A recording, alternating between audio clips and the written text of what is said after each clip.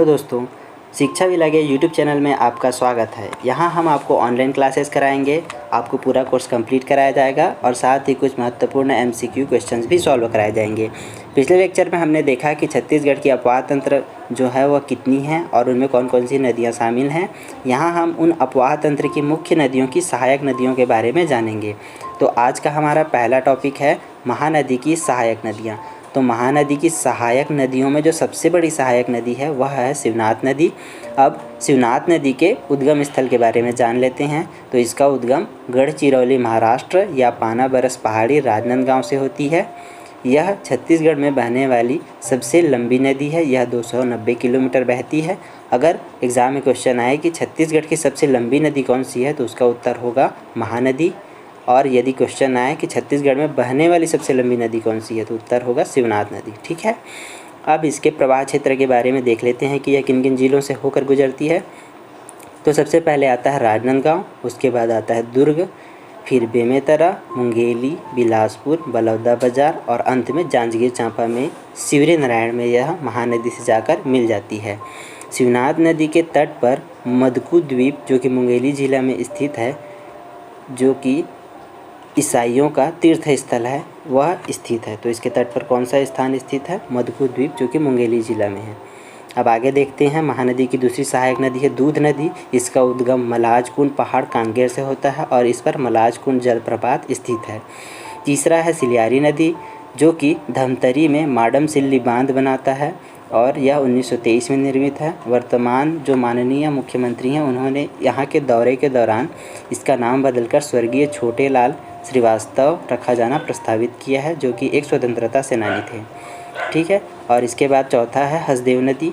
इसका उद्गम देवगढ़ कैमूर पहाड़ी से होता है जो कि कोरिया जिला में है और यह सीलादेही या सीलाडी नामक स्थान जो कि जांजगीर चांपा जिला में है, यहाँ जाकर महानदी से मिल जाती है।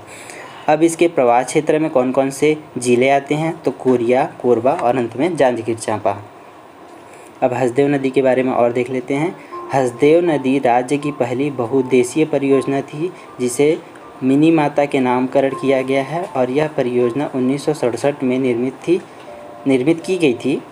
इसकी ऊंचाई 87 मीटर है जो कि राज्य का सबसे ऊंचा परियोजना है। ठीक है, इस पर 120 मेगावाट की यूनिट है जो कि 40 मेगावाट की 3 यूनिट में विभाजित है।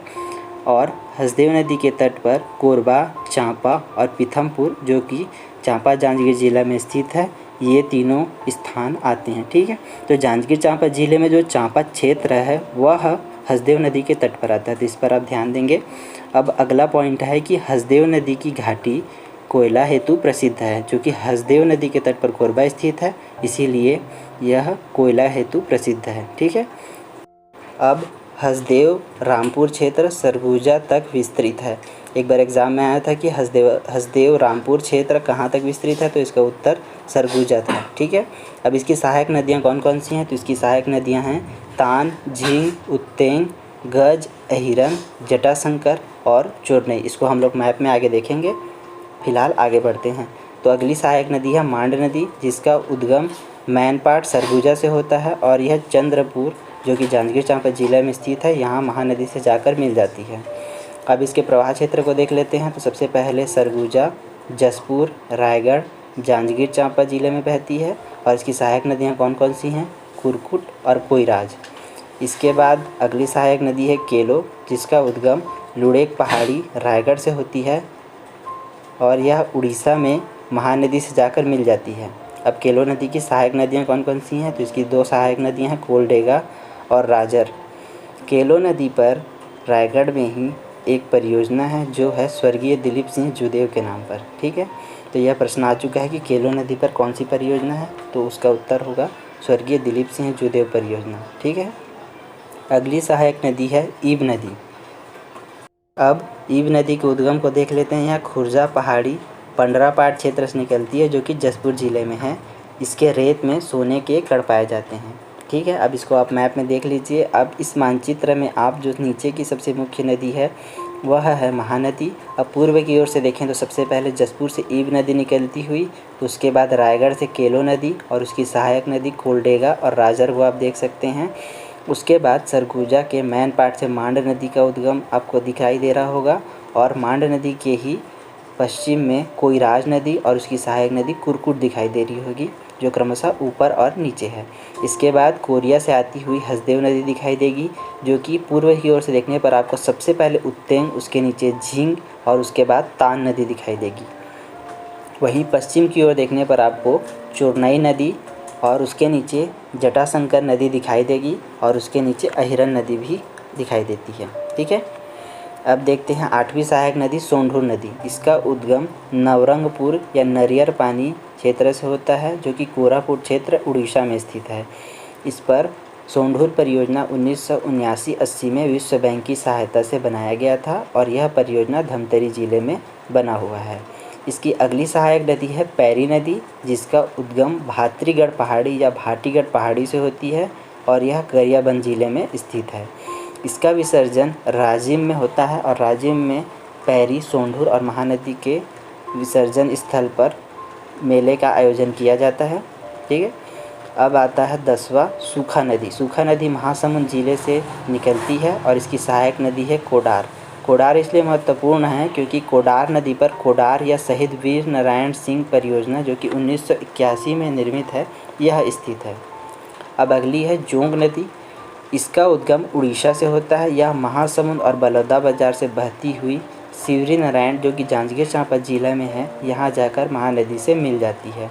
अगली है लात नदी। इसका उद्गम होता है रदन पहाड़ी, सरायपाली, महासमुंद। यह सरायपाली में रदन पहाड़ी स्थित है और महासमुंद जिले के अंतर्गत यह क्षेत्र आता है। लात नदी जो है वह चंद्रपुर में जाकर महानदी से मिल जाती है और चंद्रपुर जांजगीर चांपा में स्थित है। यह क्वेश्चन आ चुका है कि चंद्रपुर किस जिले में पड़ता है, तो इसका उत्तर होगा जांजगीर चांपा।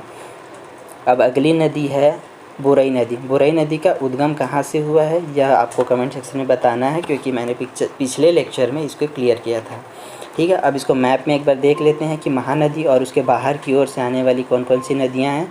तो सबसे पहले जसपुर से आपको ईव नदी, रायगढ़ से केलो नदी, वहीं सरगुजा के मैन पार्ट से आपको मांड नदी और बुरई नदी भी दिखाई दे रही होगी। उसके बाद देवगढ़ की पहाड़ी से हसदेव नदी, उसके बाद हसदेव नदी के बाद आपको शिवनाथ नदी, जो कि गोडरी पहाड़ी से निकलती हुई, और अंत में सबसे नीचे कांकेर से दूध नदी आती हुई दिखाई देगी।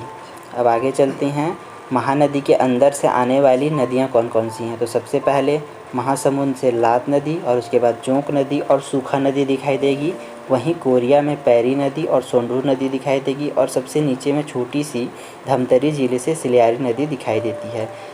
ठीक है, अब आगे चलते हैं, शिवनाथ की सहायक नदियों को देख लेते हैं। तो शिवनाथ की पहली सहायक नदी है खरखरा नदी, जिसका उद्गम होता है डोंडी लोहारा बालोद से, यानी डोंडी लोहारा क्षेत्र जो है वह बालोद जिला में स्थित है।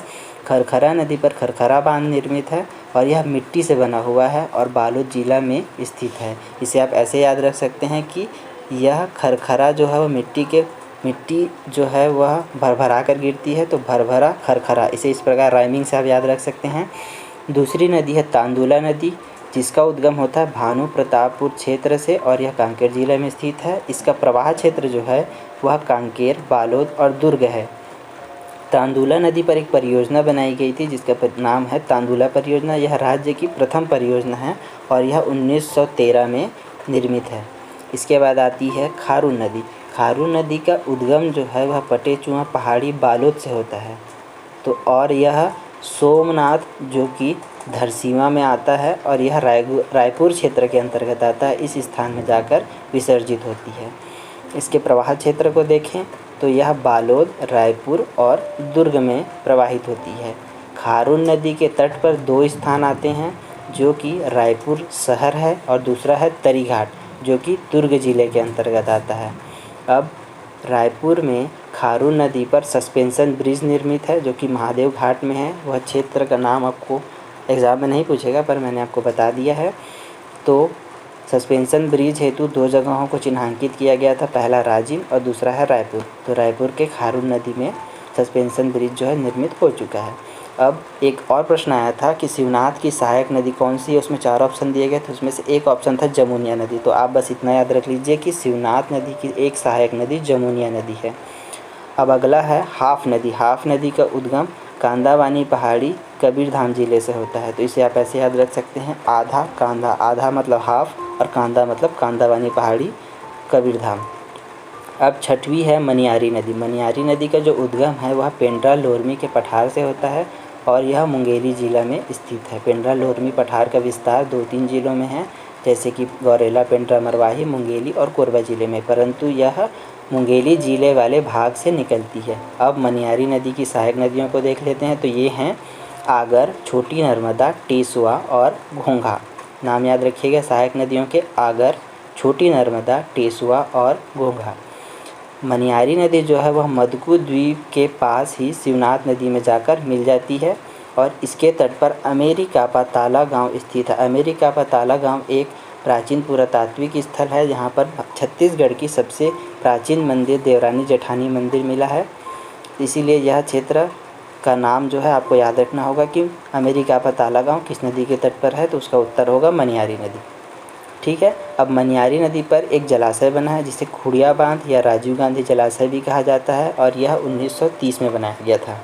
अब अगली सहायक नदी है अरपा नदी। अरपा नदी का उद्गम खोडरी खोंगसरा पहाड़ी पेंड्रा तहसील से होती है और यह बिलासपुर और बलौदा बाजार क्षेत्र में बहती है।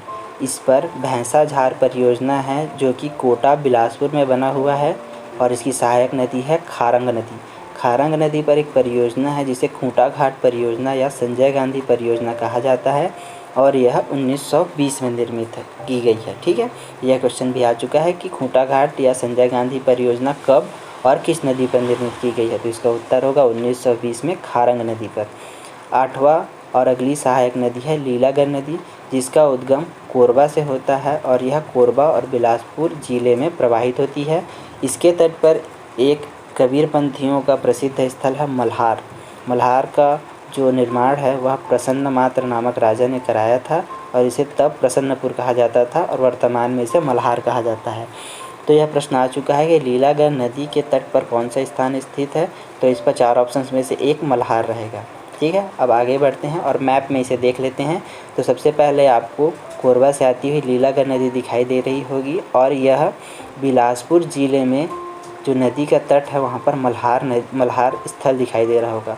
वहीं आपको अरपा नदी गौरेला पेंड्रा मरवाही ज़िले से आती हुई, मनियारी नदी पेंड्रा लोरमी के पठार से निकलती है और यह मुंगेली ज़िले से आती हुई आपको दिखाई दे रही होगी। इसके बाद हाफ नदी कबीरधाम ज़िले से और उसके बाद क्रम से आपको आमनेर, मुस्का और पिपरिया नदी दिखाई दे रही होगी। इसमें से सबसे प्रमुख नदी है आमनेर जो कि राजनांदगांव से निकलती है और शिवनाथ की सहायक नदी है। इसके बाद राजनांदगांव में ही आपको एक सहायक नदी दिखाई देगी, वह है सुरही नदी। ठीक है, अब इसके बाद पूर्व की ओर देखेंगे तो आपको सबसे नीचे बालोद से छोटी सी दिखाई दे रही होगी खरखरा नदी, जिस पर मैंने आपको बताया था मिट्टी से निर्मित बांध, मिट्टी से भरा खरखरा। ठीक है, अब कांकेर से आती हुई तांदुला नदी है जो कि प्रथम परियोजना थी और उसके बाद बालोद से ही निकलती हुई खारून नदी आपको दिखाई देगी। अब आगे चलते हैं इंद्रावती की सहायक नदियों में। तो इंद्रावती की पहली सहायक नदी है नारंगी नदी जिसका उद्गम होता है माकड़ी क्षेत्र से और माकड़ी क्षेत्र जो है वह कोंडा गांव में स्थित है। अब अगला रेड इंक से आपको लिखा हुआ दिखाई दे रहा होगा कि कोंडा गांव शहर इसके तट पर स्थित है। यह क्वेश्चन आ चुका है कि नारंगी नदी के तट पर कौन सा शहर स्थित है, तो इसका उत्तर होगा कोंडा गांव शहर। अब कोंडा गांव से एक और नदी बहती है जिसका नाम है बोर्डिंग नदी। इसी के बाद उसी के पश्चिम में यानी कोंडा गांव के पश्चिम में 2 नदियां बहती हैं, गुडरा नदी और निबरा नदी, जो दोनों ही नारायणपुर से निकलती हैं। निबरा नदी जो है खुरसेल घाटी से निकलती है। खुरसेल घाटी की एक विशेषता है कि खुरसेल घाटी में उच्च किस्म का सागौन पाया जाता है। यह लाइन भी एग्ज़ाम में आ चुकी है।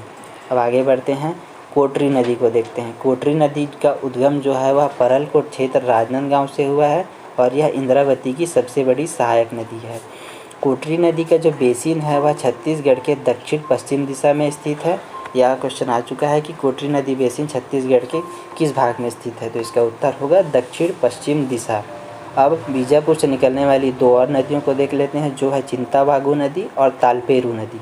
ठीक है, तो ये दोनों नदियों का नाम आप याद रखेंगे। इसके बाद दंतेवाड़ा ज़िले में देखेंगे तो हमको डंकिनी नदी दिखाई देगी जिसका उद्गम है डांगरी क्षेत्र दंतेवाड़ा ज़िला। उसके बाद 8वीं है संखिनी नदी जिसका उद्गम होता है नंदीराज चोटी बैलाडीला पहाड़ी दंतेवाड़ा से। उद्गम तो नंदीराज चोटी बैलाडीला पहाड़ी दंतेवाड़ा से इसका उद्गम होता है। अब इसके बाद आता है कि डंकिनी और संखिनी नदी के संगम पर तराला ग्राम में दंतेश्वरी मंदिर स्थित है। डंकिनी और संखिनी का जो जल है वह छत्तीसगढ़ की नदियों में सबसे ज़्यादा प्रदूषित है। और अगला पॉइंट है कि संखिनी नदी का जल रक्ताभ या लाल है। यह रक्ताभ या लाल क्यों है ये मैं आपको खनिज वाले सेक्शन में ज़रूर क्लियर करूँगा। अब आगे चलते हैं, इसके मैप को देखते हैं। तो सबसे मुख्य नदी आपको दिखाई दे रही होगी इंद्रावती नदी, जो कि उड़ीसा से आती है और बस्तर, दंतेवाड़ा, बीजापुर से होते हुए गोदावरी नदी में जाकर मिल जाती है। तो यहाँ पर आपको सबसे पहले पूर्व की ओर से आप देखेंगे तो आपको कोंडागांव से नारंगी नदी, उसके बाद बोर्डिग नदी और नारायणपुर में गुडरा नदी और निबरा नदी आती हुई दिखाई देगी। सबसे लंबी जो इंद्रावती की सहायक नदी है वह है कोटरी, जो कि राजनांदगांव के परलकोट क्षेत्र से आती है। जब नीचे की ओर से देखेंगे तो पश्चिम में आपको सबसे पहले बीजापुर जिले में नीचे में चिंताभागु नदी और उसके ऊपर तालपेरू नदी दिखाई देगी। वहीं दंतेवाड़ा में डंकिनी नदी और जो छोटी है वह है संखिनी नदी। इन दोनों के संगम पर जो तराला ग्राम है वहाँ पर दंतेश्वरी मंदिर बना हुआ है। अब आगे देखते हैं सोन नदी की सहायक नदियाँ। तो सोन नदी की पहली सहायक नदी है कन्हार नदी। इसका उद्गम होता है बखोना चोटी जसपुर जिले से। यह जसपुर और बलरामपुर क्षेत्र में प्रवाहित होती है और यह छत्तीसगढ़ और झारखंड की सीमा बनाती है। तो अगर प्रश्न आ जाए कि कौन सी नदी छत्तीसगढ़ और झारखंड की सीमा बनाती है तो उत्तर होगा कन्हार नदी। अगला है कन्हार नदी के तट पर डीपाडी, जो कि बलरामपुर ज़िले में स्थित है, यह आता है। यह एक पुरातात्विक स्थल है, यहाँ से अनेक मूर्तियाँ भी प्राप्त हुई हैं। अब कन्हार नदी की सहायक नदियों को देख लेते हैं। कन्हार नदी की सहायक नदियाँ हैं पेंजन, सिंदूर, गलफुला और चनान नदी। ठीक है, तो कौन कौन सी सहायक नदियाँ हैं? पेंजन, सिंदूर, गलफुला और चनान। इसको हम मैप में भी देखेंगे, लेकिन उससे पहले हम रिहन नदी को देख लेते हैं। तो रिहन नदी का उद्गम है वह छुरी मतरिंगा पहाड़ी सरगुजा जिले से होता है। यह सरगुजा, सूरजपुर और बलरामपुर क्षेत्र में प्रवाहित होती है और साथ ही इसे सरगुजा की जीवन रेखा भी कहा जाता है। सरगुजा के तट पर महेशपुर एक पुरातात्विक स्थल है, यह स्थित है। और यह नदी उत्तर प्रदेश के मिर्ज़ापुर में गोविंद वल्लभ पंत जलाशय बनाता है, जिसे रिहन जलाशय भी कहा जाता है। रिहन नदी की 3 सहायक नदियाँ कौन कौन सी हैं? तो ये हैं महान, मोरनी और सूर्या। अब देवगढ़ और कैमूर की पहाड़ी से 2 नदियाँ निकलती हैं, गोपद और बनास। इसके बाद आता है नेऊर नदी। नेऊर नदी निकलती है देवगढ़ पहाड़ी से और यह छत्तीसगढ़ और मध्य प्रदेश के बीच सीमा रेखा बनाती है। अब आगे चलते हैं और इसे मानचित्र में देख लेते हैं। सबसे पहले अगर आप पूर्व की ओर से देखेंगे तो आपको जसपुर जिले से के बखोना चोटी से कन्हार नदी निकलती हुई दिखाई देगी और नीचे से देखेंगे तो सबसे पहली सहायक नदी गलफुला, फिर सिंदूर, फिर पेंजन और सबसे ऊपर आती है चनान नदी। वहीं सरगुजा से निकलती हुई आपको रिहन नदी दिखाई देगी, जिसमें पूर्व की ओर नीचे मोरनी नदी, उसके ऊपर महान और पश्चिम में सूर्या नदी दिखाई देगी। आपको देवगढ़ की पहाड़ी से गोपद और नेऊर नदी निकलती हुई दिखाई दे रही है और साथ ही कैमूर पर्वत से बनास नदी निकलती हुई दिखाई दे रही होगी। ठीक है, अब आगे बढ़ते हैं और सबरी नदी की सहायक नदियों को देख लेते हैं। तो सबरी नदी की सहायक नदी पर सबरी की सहायक नदियों को देखने से पहले हम देखते हैं कि सुकमा के कोंटा जो एक स्थान है वहाँ पर आंध्र प्रदेश तक, यानी कोंटा से सुकमा तक कोंटा से आंध्र प्रदेश तक 36 किलोमीटर की जल यात्रा की सुविधा उपलब्ध है। यह एकमात्र नदी है जिस पर जल यात्रा की सुविधा उपलब्ध है। तो सबरी नदी का उद्गम कहाँ होता है? तो सबरी नदी का उद्गम कोरापुट क्षेत्र उड़ीसा से होता है और यह बस्तर और सुकमा में प्रवाहित होती है। अब इसकी पहली सहायक नदी है कांगेर नदी, जिसका उद्गम होता है बस्तर जिले से और यह जो है कांगेर धारा जलप्रपात बनाती है।